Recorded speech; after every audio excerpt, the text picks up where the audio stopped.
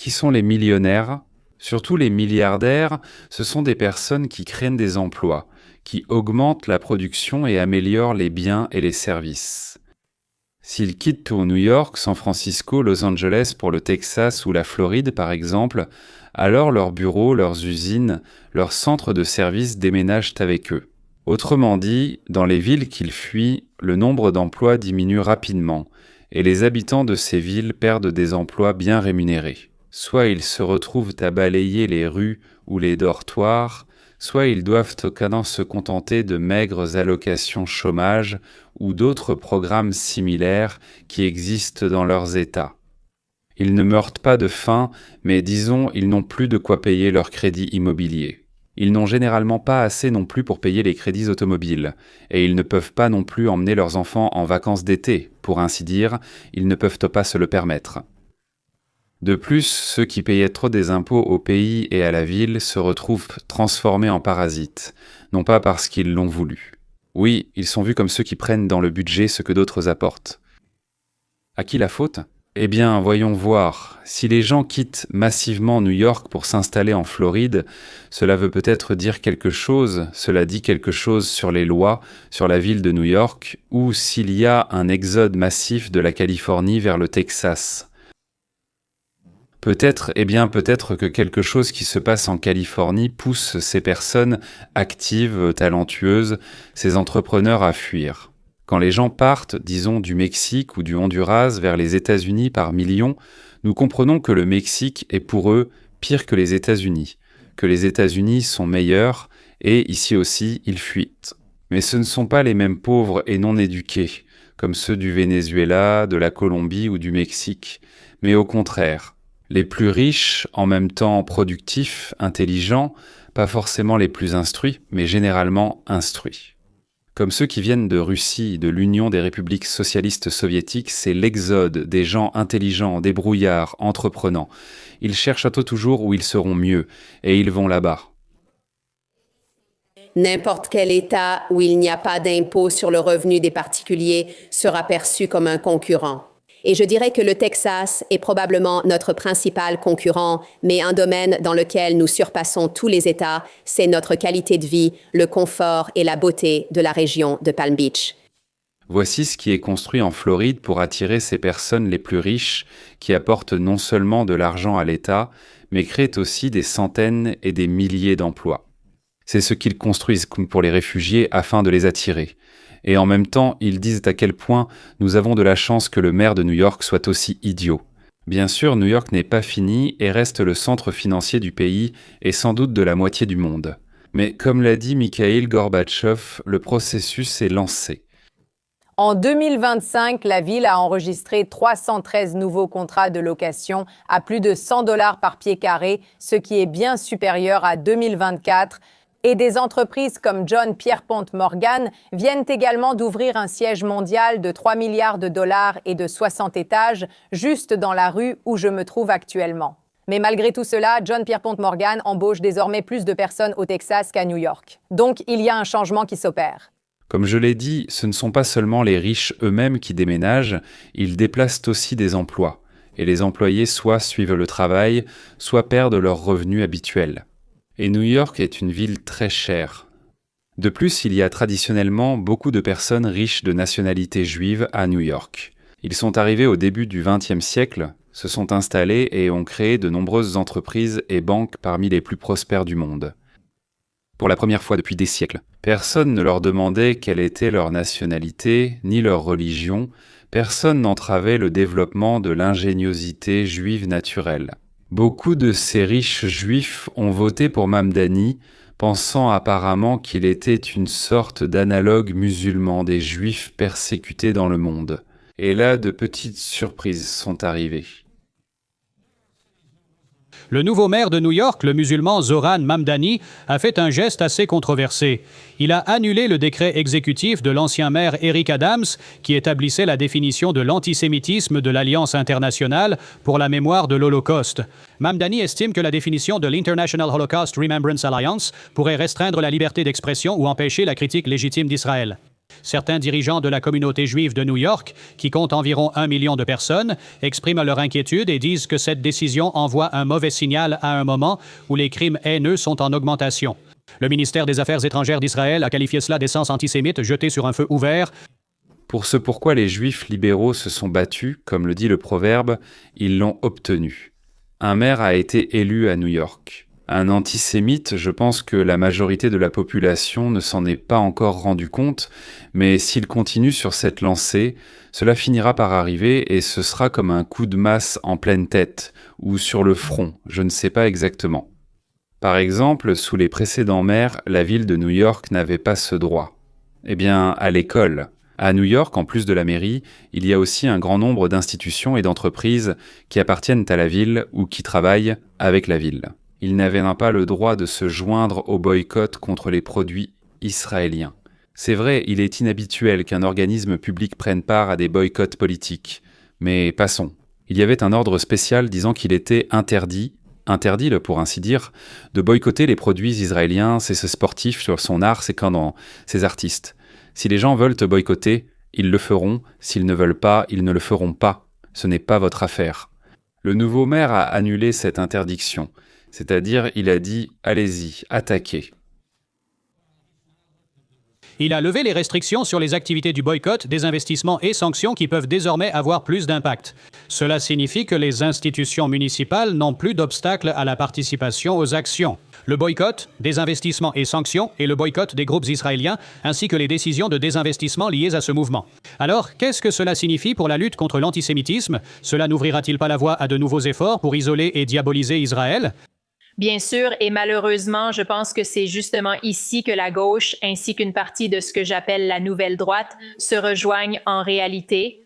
Malheureusement, il s'agit là d'un modèle antisémite et anti-israélien, et à droite, c'est un modèle purement américain, ce qui est extrêmement dangereux si l'on considère non seulement la stratégie géopolitique que l'Amérique a toujours menée de manière cohérente avec Israël en tant qu'allié, mais aussi les fondements théologiques que les États-Unis, en tant que nation chrétienne, ont toujours reconnus à Atlanta concernant le statut d'Israël devant le Seigneur.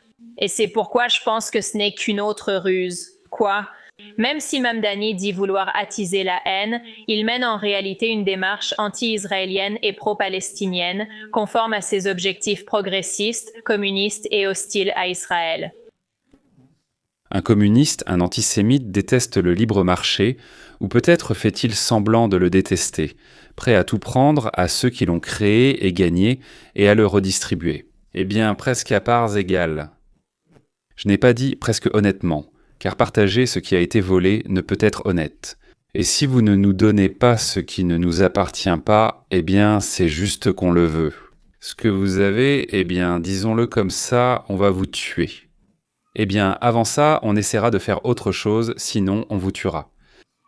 Un homme bon, sage et bienveillant, un véritable père pour la ville. Mamdani, à qui nous fait-il penser, au mollah ou à l'ayatollah? Et bien sûr, la question principale, où trouver l'argent pour financer ces élucubrations délirantes? Alors, d'autres questions pour Mamdani. Il a promis de taxer les citoyens aisés pour financer la gratuité des bus, la garde d'enfants et d'autres aides sociales. Selon vous, comment les riches de New York réagiront-ils et quel impact cela aura-t-il sur les familles? Sera-ce bénéfique ou nuisible? Oui, cela leur nuit et montre, Jerry, que la mère de Danny n'est pas vraiment dans le monde réel. Le communisme, partout où on a essayé de l'instaurer, a toujours échoué. Ceci va totalement à l'encontre du capitalisme de marché libre, des intérêts privés, des valeurs bibliques fondatrices de l'Amérique et des principes conservateurs. Je pense que beaucoup de New-Yorkais vont simplement réagir en déménageant, et c'est pourquoi le gouverneur de Santis, ici en Floride, dans mon État natal, se prépare à cette vague.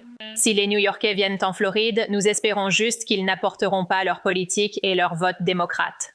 Ce qui est frappant dans la fuite des démocrates, c'est qu'en arrivant dans un nouvel endroit, ils recommencent à voter pour le libéralisme.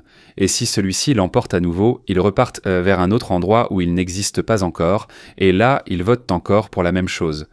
Eh bien, le gouverneur de Floride, de Santis, a déjà dit à plusieurs reprises, un peu sur le ton de la plaisanterie, que ceux qui amènent avec eux leurs idées progressistes, s'il vous plaît, restez ailleurs ou allez dans d'autres États et, s'il vous plaît, ne gâchez pas la vie ici.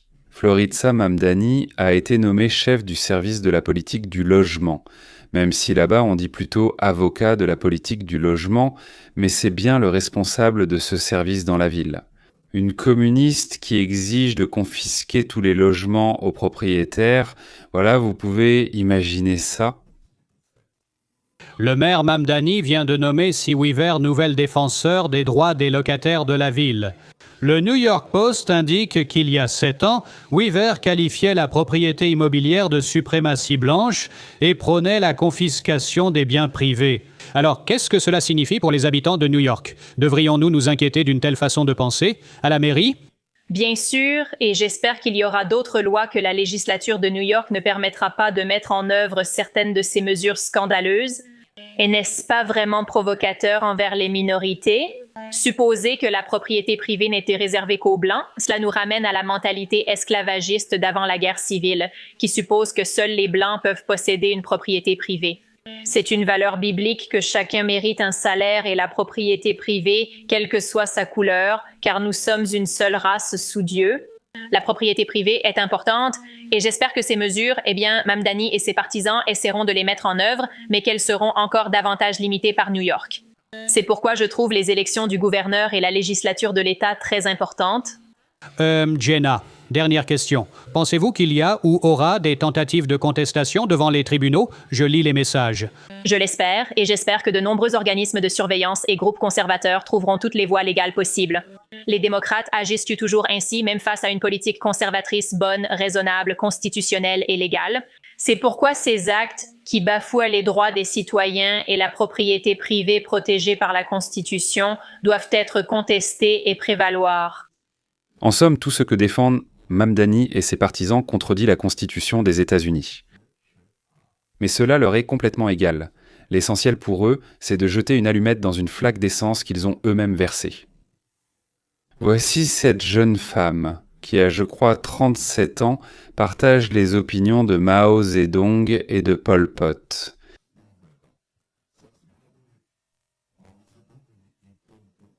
Cela signifiera que les familles, surtout les familles blanches, mais aussi certaines familles de couleur qui sont également propriétaires, auront une relation complètement différente à la propriété par rapport à ce que nous avons actuellement. Les propriétaires immobiliers, surtout les blancs, perdront leurs biens. Eh bien, c'est carrément la lutte des classes, n'est-ce pas?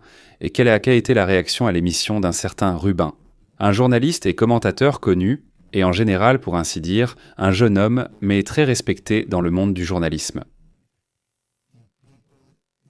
Les gens qui ont élu une islamiste, une socialiste, une communiste, une djihadiste, qui veut nuire à son propre peuple en matière de logement, c'est cette dame, profitez-en. Je pense que c'est la réalité.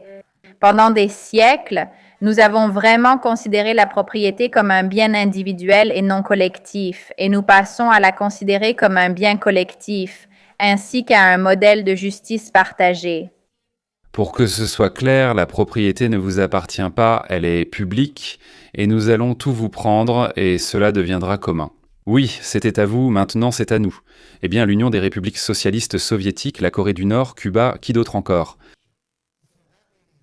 Donc, cette dame est l'avocate des locataires, Mamdani, maintenant Baya. Vous êtes à New York, je ne sais pas si vous le saviez, mais la bibliothèque derrière vous est maintenant une bibliothèque publique. Félicitations. C'est exactement ce que tout le monde dit. Tous ceux qui ont fait partie de cette distribution le disent. Tu comprends? Il est impossible d'avoir une formation en sciences humaines sans penser et parler ainsi. En fait, j'aime bien la façon dont elle l'a admis. Tu vois, il y a aussi des points parmi les personnes de couleur qui devront partir, tu comprends? Ils devront se mettre contre le mur d'exécution. Tu sais, c'est un rare moment d'honnêteté de la part de l'une de ces personnes.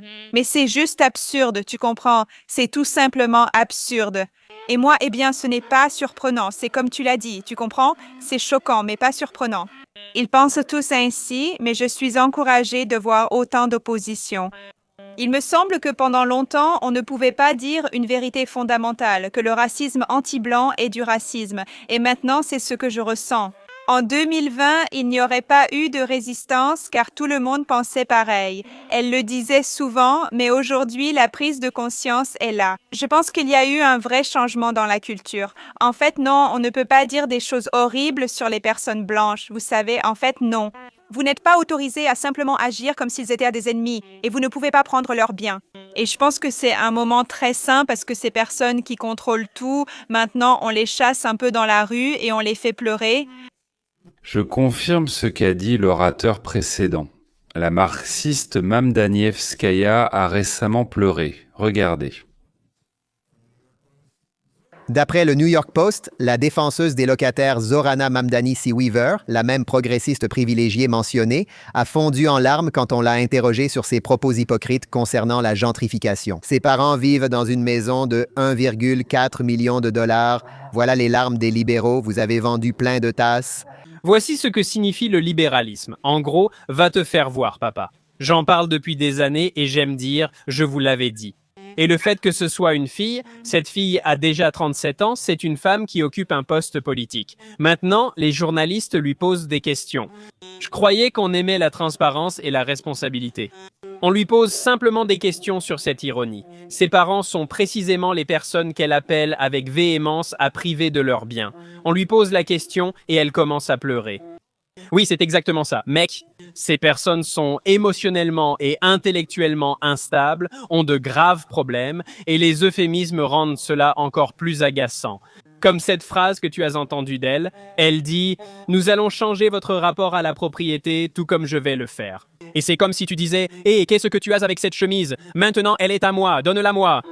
Exactement. Tu as quelque chose que je veux vraiment, mais que je ne peux pas obtenir moi-même. Et alors je vais te le prendre, parce que la jalousie me ronge, je n'arrive plus à respirer, et je te déteste parce que tu as réussi à l'obtenir, alors que moi non. Par exemple, je déteste mes parents comme dans son cas, oui, ou mes frères, ou mes voisins, je suis jaloux et je les déteste. C'est ça, le libéralisme à l'européenne et à l'américaine, à notre sauce. Pas si brillant que ça. Zoran Mamdani va aujourd'hui faire face à la colère des électeurs de New York. À peine une semaine après son entrée en fonction, ces électeurs se sentent déjà complètement trahis. Le 4 janvier, seulement 3 jours après que Mamdani ait prêté serment en tant que 112e maire de New York, promettant toutes ces choses gratuites, les transports new-yorkais avaient une opinion tout à fait différente. Le prix du métro et des bus dans toute la ville a officiellement augmenté, les tarifs sont désormais plus élevés, le coût du trajet est maintenant passé à 3 $. L'une des promesses de Mamdani était de réduire le coût des transports urbains ou même de les rendre totalement gratuits. Mais 4 jours après les élections, le prix du trajet a augmenté. Eh bien, ça n'arrive jamais comme ça, n'est-ce pas, que tout se passe aussi bien? Un socialiste qui avait promis ceci et cela gratuitement prend ses fonctions et littéralement quelques jours plus tard, les frais de transport augmentent. Un New-Yorkais s'est plaint sur les réseaux sociaux, je cite. « Mamdani avait promis des transports gratuits, mais tout ce que nous avons eu, c'est une augmentation des tarifs », a écrit un autre. Le maire avait promis des transports gratuits et on nous a trompés. Pour être juste, Mamdani n'était en réalité pas la cause de cette augmentation des tarifs. Le Conseil de la Metropolitan Transportation Authority, organisme d'État sous la gouverne de Kathy Hochul, a validé la hausse des tarifs pour septembre 2025, bien avant l'entrée en fonction de Mamdani. En réalité, comme il s'avère, nous découvrons maintenant que le maire ne contrôle même pas le prix du ticket. Qu'en pensez-vous? Donc, il a promis de réduire le prix du ticket, voire de le rendre gratuit, mais il s'avère qu'en tant que maire, il n'a rien à voir avec ça. Vraiment rien, il ne peut ni l'augmenter, ni le baisser, ce n'est pas de son ressort, absolument pas de son ressort. Alors pourquoi a-t-il promis cela? Pour que des idiots votent pour lui? Pourquoi d'autres? Mais cela n'a pas empêché Mamdani de le promettre. Mais la question est, comment allez-vous les libérer? Nous financerons les revenus qui auraient autrement été générés par les trajets, et c'est ce que nous ferons en partenariat avec Albany. J'ai proposé 2 mesures. Augmenter les impôts du 1% des plus riches de New York pour obtenir 4 milliards de dollars et relever le taux maximal de l'impôt sur les sociétés au niveau du New Jersey pour 5 milliards de dollars. Il lance des chiffres qui me semblent étranges. D'ailleurs, oui, je trouverai quelqu'un plus tard et je vous montrerai qui a calculé ces chiffres. Il va augmenter l'impôt de 1% pour les riches de New York, et cela rapportera ici 4 milliards. La 5, soit un total de 9 milliards de dollars. Premièrement, aucun de ces chiffres n'a été vérifié ni confirmé, et deuxièmement, il s'agit précisément de ce 1% des plus riches. Et ils partent, ils n'ont absolument aucun problème à déménager, alors que les pauvres, eux, ont des difficultés à déménager, à trouver du travail, à acheter un appartement. Mais ici non, ils prennent leurs affaires, se lèvent, partent, s'installent ailleurs, achètent tout ce dont ils ont besoin, et au revoir. Puis tu le vends ou tu le fermes à clé, car ce n'est pas toujours utile, pensant qu'il y a encore une autre maison là-bas. Et s'ils partent, eh bien, où est cette personne qui va payer ces 9 ou je ne sais combien de milliards et tout ça? Ils feront payer les impôts par d'autres, car eux sont déjà partis. Ceux qui travaillent avec toi, c'est eux à qui on prendra des impôts. Voilà, ceux qui travaillent paieront pour le passage de ceux qui ne travaillent pas. Voilà ce qu'est la justice à la communiste, la nôtre, et la vôtre aussi, qui est la nôtre, merci.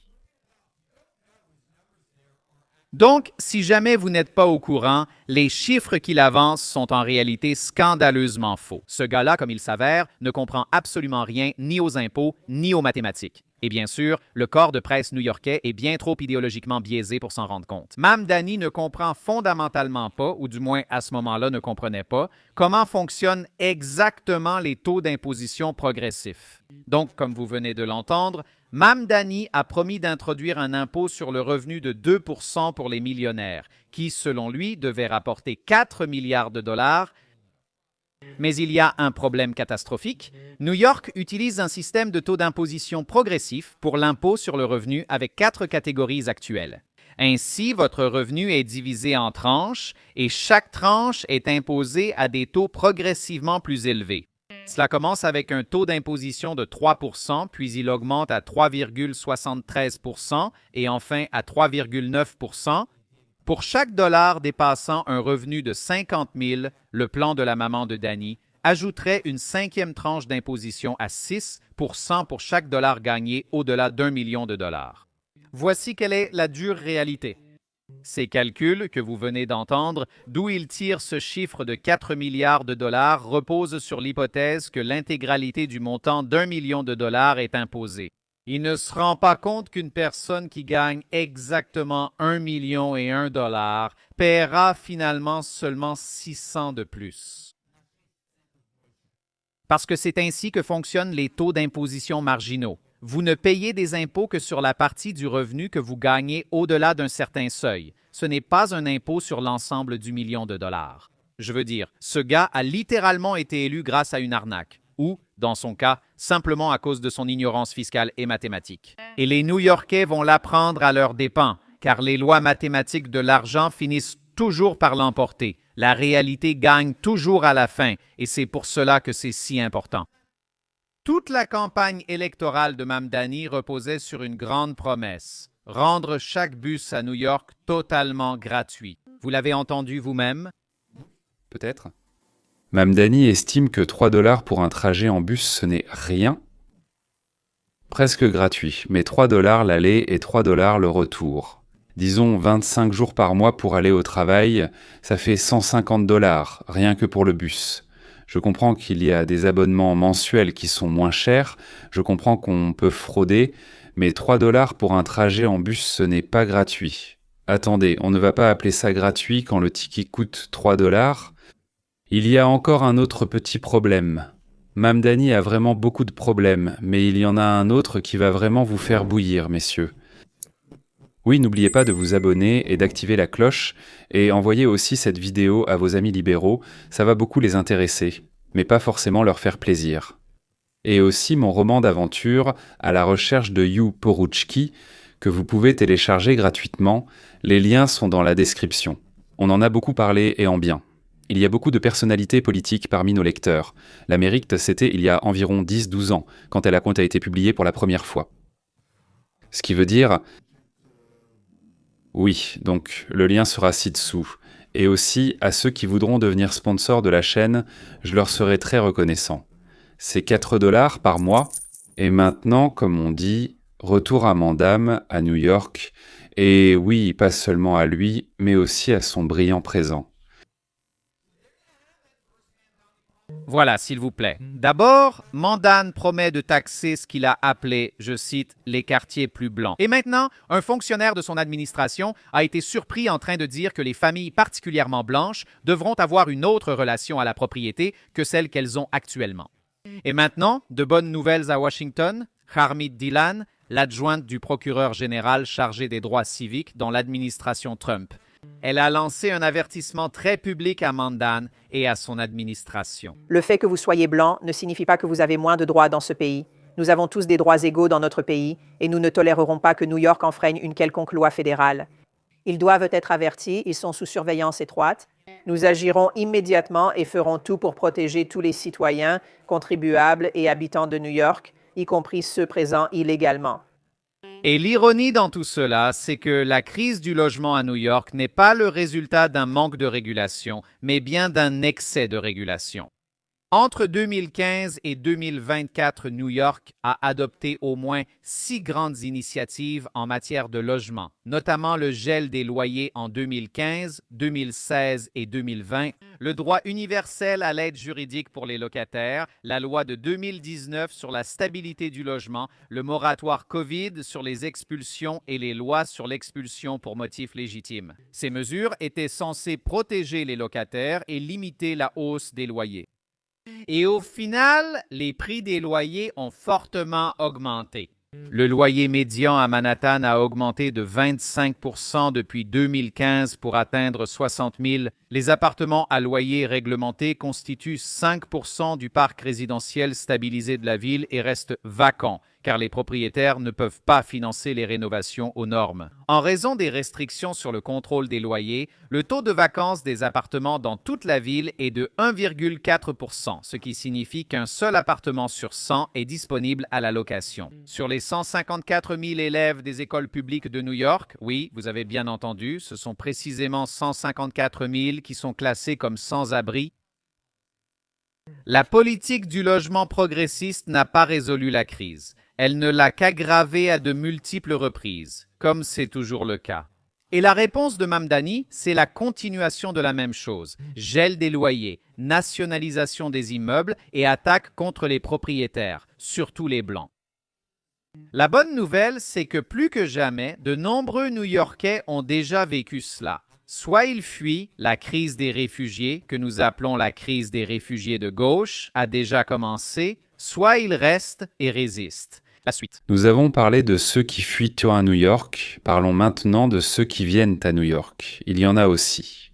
La ville du socialisme a commencé à s'organiser à New York à l'époque du maire de Blasio, le premier maire socialiste de 2014 art.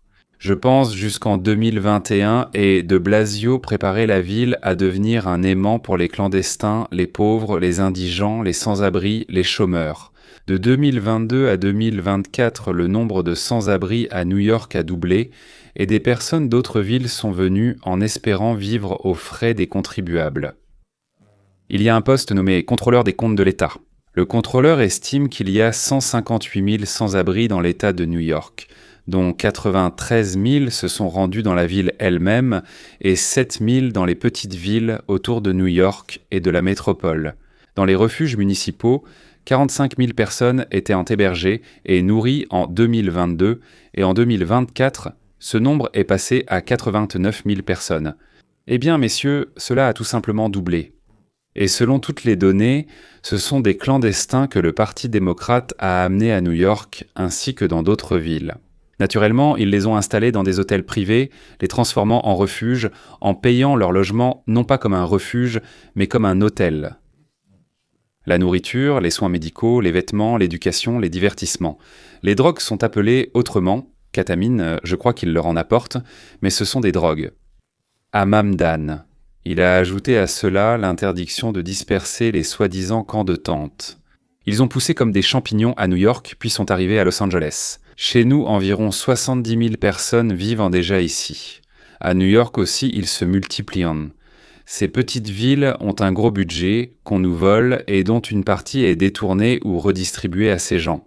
Ils leur apportent nourriture, vêtements, alcool et drogue, du moins à Los Angeles où ils livrent de la drogue. Je le sais absolument avec certitude, mais ça je connaissais simplement une personne qui était justement à ce qu'on appelle la distribution. Donc voilà, c'est comme ça. pour ainsi dire. La situation à Los Angeles, à San Francisco, c'est-à-dire dans les grandes villes démocrates, c'est qu'on assiste à un remplacement des travailleurs, des ouvriers et même des employeurs par des bénéficiaires d'aides sociales qui n'ont ni éducation ni connaissance de l'anglais et pour la plupart n'ont pas la moindre idée de ce qui a fait la grandeur de l'Amérique, c'est-à-dire sortir la population de la pauvreté, de la faim et de la maladie. Qu'est-ce qui s'est passé pour que tout le monde veuille venir ici?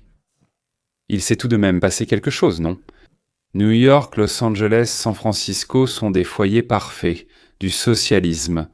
Prendre et redistribuer. Principalement parce que la majorité de la population dépend de ce que l'État leur donne de la main à la bouche, ils en dépendent et vont voter, soutenir et faire tout ce qu'on leur demande. Aller manifester, lancer des pierres, n'importe quoi. Et pour ceux qui leur donnent, afin que Dieu nous en préserve, ils ne cessent pas de leur donner ce qui, à leur avis, les maintient à flot, les empêche de mourir de faim. Nous avons amené ici 15 à 20 millions de personnes, la plupart doivent être pris en charge, sinon ils mourront de faim. Voilà la légende qu'on leur inculque. Si un autre parti arrive dans de méchants messieurs et dames, alors ils crèveront de faim dans les fossés, et plus personne ne pourra les aider.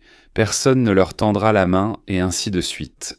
Maintenant, New York commence à prendre conscience de l'absurdité des idées qu'on vous a données, qu'on vous a forcé à avaler. Et il me semble que c'est tout juste le tout début d'une prise de conscience individuelle, la vraie prise de conscience n'est pas encore arrivée. Et si cela continue ainsi, alors je suis vraiment très content que Mamdani ait été élu maire, pour qu'il montre par son propre exemple à quel point les démocrates américains sont en réalité des menteurs et des salauds. Ce serait formidable si tout le monde regardait New York, et là-bas il y a une ville plus petite. San Francisco a été complètement saccagé, mais personne n'en parle vraiment, alors que tout le monde parlera de New York tout le temps. Ça intéresse tout le monde, donc je vais essayer de vous tenir au courant. Merci de m'avoir écouté et à la prochaine.